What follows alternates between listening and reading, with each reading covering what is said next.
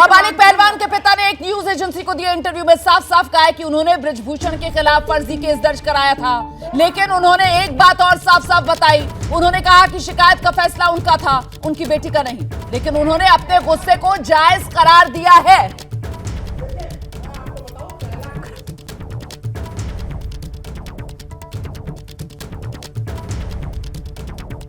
तो नाबालिग के पिता का यह बयान सामने आया है। वो कह रहे हैं उनकी किसी से दुश्मनी नहीं है और साथ ही इस पूरे मामले में उनकी बेटी का कोई लेना देना नहीं है। फैसला मेरा था, मैंने शिकायत दर्ज करवाई थी, ये कहना है नाबालिग के पिता का।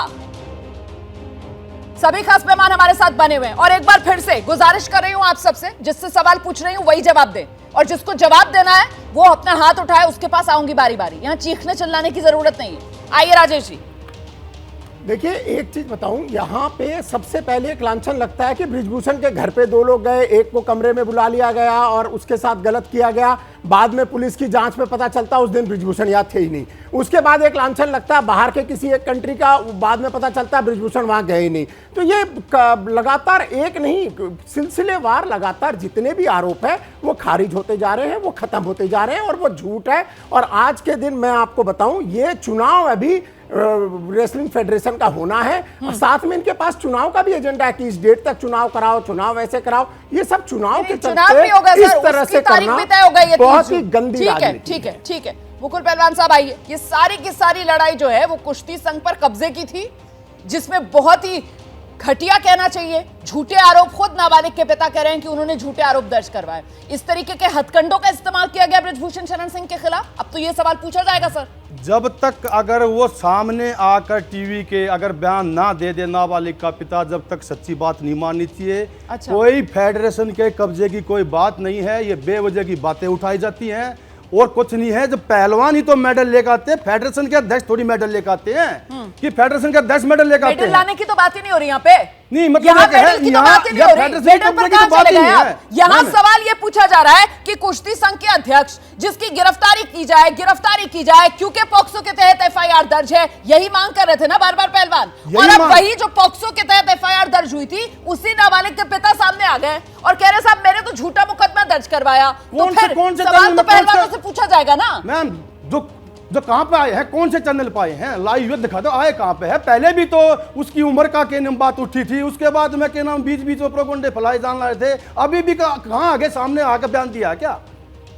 ठीक है, आइए मैं बोलूं। हाँ सुनीता जी। देखिए, एक लड़की 19 साल की, स्पोर्ट्स अगर आपने खेला है, हम तो इंटरनेशनल लेवल पे मेडल जीते हुए हैं, एशियन गोल्ड मेडलिस्ट है, इसलिए हम एक खिलाड़ी की मनोदशा को बताना चाह रहे हैं आपको जी। 12 साल बाद वो लड़कियां सामने आई जो खुद 25 साल की हो चुकी थी और उनके पास पूरे मेडल्स थे, पूरे अवार्ड्स थे। उन्होंने हिम्मत दिखाई और एक मुद्दा उठाया जो कि पूरी फेडरेशंस में, पूरे स्पोर्ट्स में नहीं, पूरे हिंदुस्तान में जहां तहां भी वर्क प्लेस पे होता रहता है, जिसे कहते हैं सेक्सुअल हैरेसमेंट।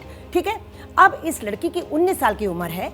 19 साल की उम्र की लड़की ने अगर पहले तो ये लगा दिया, फिर बाद में हॉस्टाइल हुई, उसका एक ये भी वजह हो सकती है, भाई सब परसेप्शन कर रहे हैं ना कि उसकी तो भी पूरी लाइफ पड़ी है। तो फादर कह रहा है कि मैंने शिकायत करी, मैंने किया, तो उसको जो सजा मिलनी है मिलेगी। लेकिन जो सेक्सुअल हैरेसमेंट का असली मुद्दा है ना, we should not shoot the messenger. हमारा मुद्दा है कि सेक्सुअल हैरेसमेंट होता है, उसको रिजॉल्व करना चाहिए, चाहे कोर्ट करे चाहे पुलिस करे, जिसका जो काम है वो करे। लेकिन जो स्पोर्ट्स मिनिस्ट्री और इंडियन ओलंपिक एसोसिएशन का काम है कि एक लीगल पैनल बना लो और ऐसे लोगों को जो मिसकंडक्ट करते हैं उनको बाहर कर स्पोर्ट्स का ये हमारा स्पोर्ट्स लॉ कहता है बहुत स्ट्रांग है। ये सेक्सुअल हैरेसमेंट किया, जबकि आरोप लगाने वाला जो नाबालिग का पिता है वो खुद ही कह रहा है कि साहब ये तो फर्जी मुकदमा। ये आप एक लड़की की बात कर रही हैं, यहाँ पे 7 ऐसे मामला दर्ज करा दिया, लेकिन आप ये मानकर बैठ गए हैं कि ऐसा हुआ होगा दबाव में उस लड़की के पिता जो है वो मामला वापस कर रहे होंगे। राजेश जी, क्या ऐसा हुआ होगा कि दबाव में नाबालिग के पिता अपने बयान से पलट रहे हैं? क्या ऐसा हुआ होगा? अभी भाई साहब कह रहे थे, उन्होंने कहा स्टेटमेंट दिया, आप यूट्यूब खोल के देखिए, उनका वीडियो स्टेटमेंट का ओपन है। भाई नेशनल टीवी पे बैठे हैं, नेशनल टीवी की बात नहीं, नेशनल टीवी पे। अरे अभी तो मैं यूट्यूब में दिखाऊंगा जो पुराना इंटरव्यू है, उन्होंने कल ये इंटरव्यू दिया है। जो एक लाइन होगी उसको दबाओगे, लास्ट तक कंडीशन अप्लाई मिलेगा उसमें। क्या मजबूरी है मेरी, बताइए।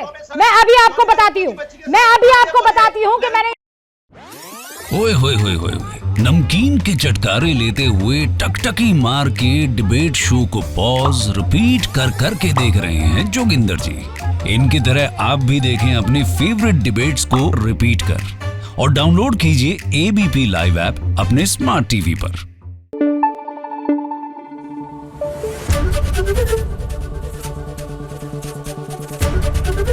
एबीपी न्यूज आपको रखे आगे।